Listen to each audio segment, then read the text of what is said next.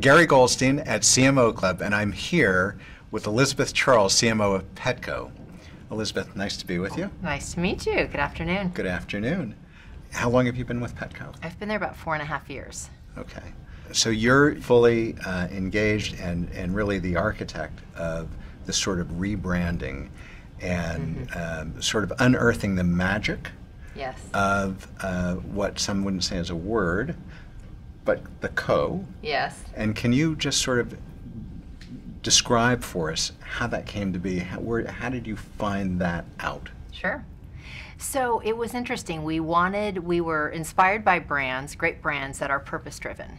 And we said, you know what, we want to go from being a transaction-based company to one that's more relationship-based, but what does that mean to customers? And what are relationships all about in today's age?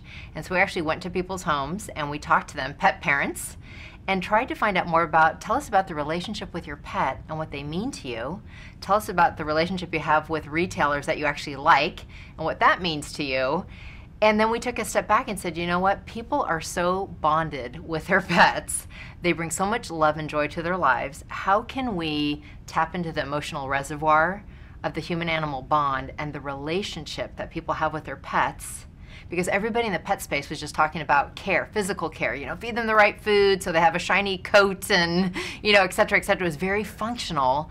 Nobody was talking about the emotion of celebrating why you have pets. And we wanted to say that Petco can help you actually nurture the relationship you have with your pet.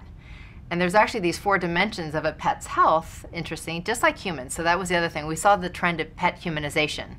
83% of people consider themselves their pet's mommy or daddy.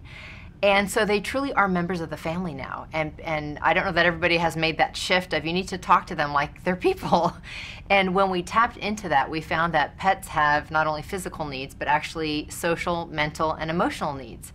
So it might be, is your dog bored? They need some mental stimulation. Do you have the right toy for them?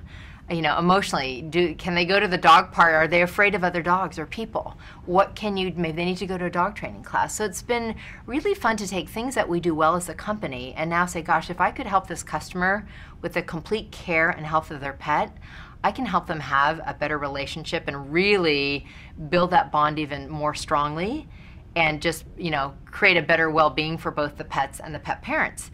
So we worked with one agency on really refining what our brand promise was going to be, which is nurturing powerful relationships for better lives together. And then we said, now we need an agency to help us go tell that story, both internally as well as externally. And what are some of the fun little filigree, like do you, or strategies that you use to again further nurture those relationships? Like if I'm a customer, is mobile a big piece of your strategy? Still growing. So we have a mobile website.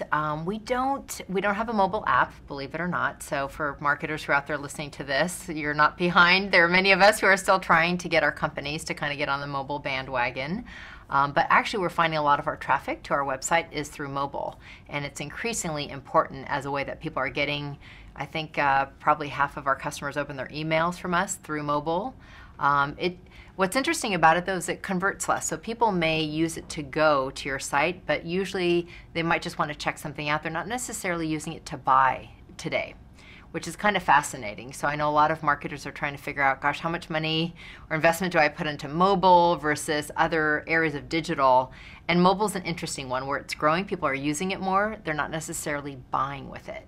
But they're doing research, they're checking things out, they're looking at prices, you know. So you have to be really cautious of all of that and think about how does it all feed into what I'm doing. So I would say where we've engaged most with customers in social channels. So our Facebook site is over 2 million, but we have a very high engagement level there. We have a huge following on Twitter and Instagram and Pinterest. Like people love putting photos of their pets up on websites. Instagram and Pinterest are half pets. It's huge for us. It's huge. So I think there where you engage on their terms and what they want to talk about, we just did this fantastic program called the Great Ones Contest. And it was all about submitting a story. It lasted for 6 months. And we made the prize award quite compelling because we wanted people to really give us their best thinking. So you could win $50,000 for yourself, and we would also give $50,000 to the charity of your choice, pet shelter, agency, rescue agency, whatever it might be. And we had 7,000 entries and the most fabulous videos. And, you know, not everybody did a video. They sent in stories and picture montages and all kinds of stuff. And it was all about how and why am I a great pet parent? Tell us your story. But it was just so engaging. We had hundreds of thousands of views of the pages that people were submitting. So that's what, you know, people just want to engage with other pet parents and their pets. And so it's a really rich area to mine as a marketer. So looking back, you've had these very rich experiences over a couple of major brands. Mm-hmm. And for all of your peers who are not able to be at CMO Club, what would be some learning, some Elisabeth wisdom, some golden nuggets that you would share with your peers?